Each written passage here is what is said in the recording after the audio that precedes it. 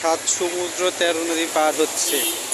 বাংলাদেশের সবচেয়ে স্মার্ট শহর বলা হয় যেটাকে, ঢাকা শহর রাজধানীতে।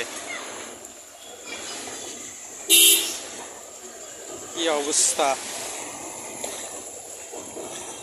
পরিবেশ বান্ধব একটা দেশ বলা হয় সেটাকে।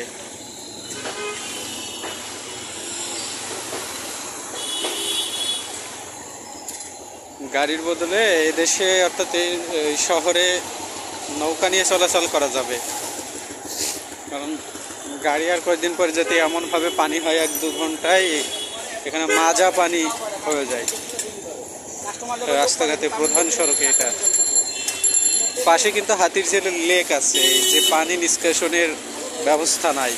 এত বড় একটা লেক থাকতে হাতিরঝিলের মোড়েই এত পানি বেঁধেছে, কেমন ড্রেনের ব্যবস্থা এসব রোডঘাটে।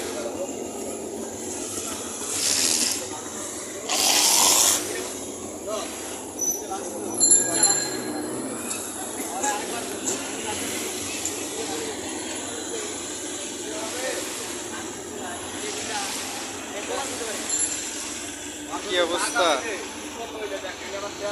পুরো রাস্তা জুড়েই পানি।